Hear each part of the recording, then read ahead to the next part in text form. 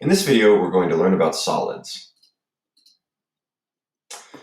So in solids, the particles stay pretty much in fixed positions. They don't flow across each other in the way that liquids do, and that gives rise to a lot of the properties of solids.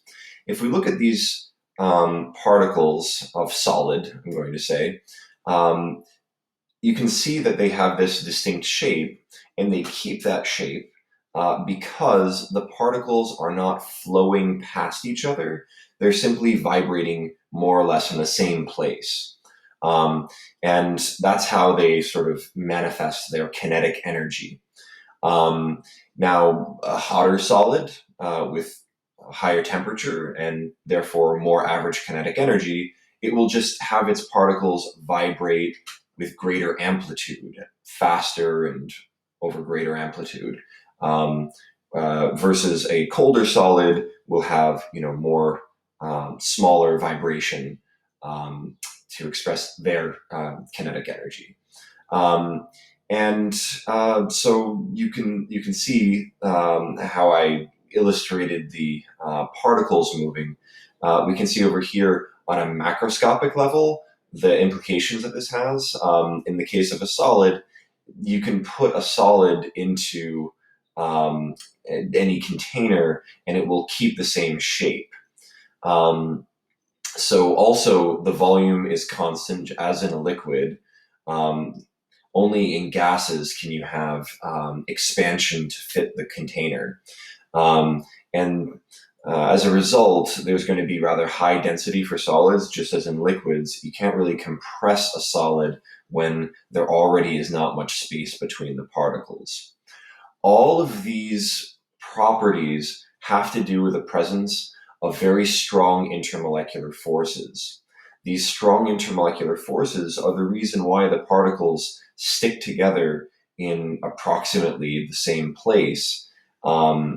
And so that's why, for example, very polar substances like ionic compounds, where you have full on positives and negatives, they are going to stay in the solid phase until even a quite high temperature.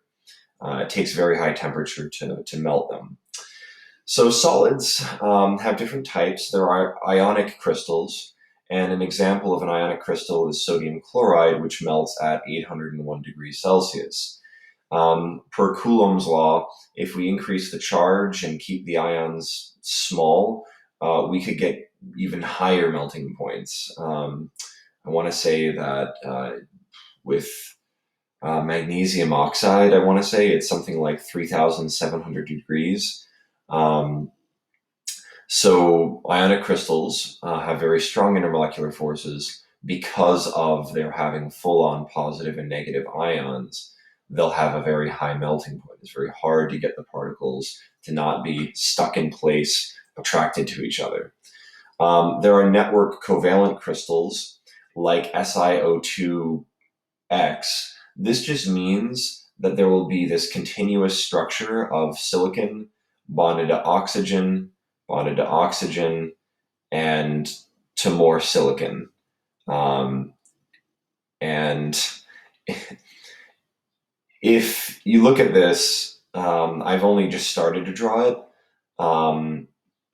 Basically, this is going to expand out in all directions.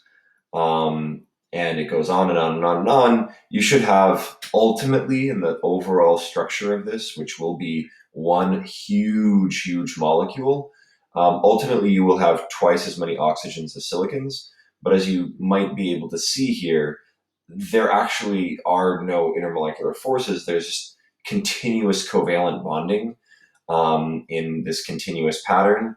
And as a result, the bond strength is going to be very, very strong because you're not actually causing intermolecular forces to break. If you melt this, you're breaking some covalent bonds. So the melting point is going to be high because covalent bonds tend to be much stronger than intermolecular forces. Next, we have metallic crystals. And to melt metals like copper, for example, or any metal, you also will need to raise the temperature fairly high because metallic bonding is weaker than covalent bonding, but it's stronger than most intermolecular interactions because of the structure of metallic bonds that we also have discussed previously in, I believe it was chapter 6.4. Finally, we have covalent molecular crystals, and this is when we have something like NH3, which melts at negative 78 degrees Celsius. So negative 78 degrees Celsius, you have the liquid. If you go to negative 79 or below, you'll have this finally in the solid phase. So what this indicates is very, very weak intermolecular forces, relatively speaking, relative to the other types of crystals. And when you think about it, NH3, we know NH3 is a polar molecule with nitrogen to hydrogen bonds.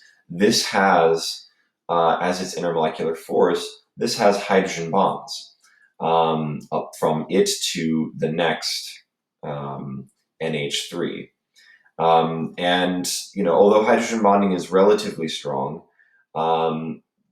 it is not going to really do a good job of keeping something in the solid phase. Maybe in the liquid phase, but not really in the solid phase. So that's why the melting point of NH3 is negative 78 degrees Celsius. And covalent molecular crystals are just whenever you have a covalent molecule, and that covalent molecule, consisting of a nonmetal and a metalloid, or two nonmetals, whenever that covalent molecular crystal is not a network covalent, really that's all you've got. So these are the four types of solids, and I hope that's helpful. There is one other type of solid that is not a crystal. It's called an amorphous solid, and those include glasses and plastics.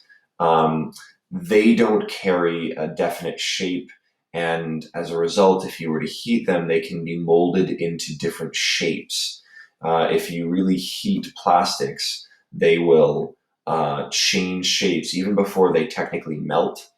And glasses as well can kind of flow because they don't have a definite fixed crystal structure. It's interesting because glass roughly has the formula SiO2, which we also saw back here in the network covalent. But this particular network covalent would actually be quartz, the mineral quartz.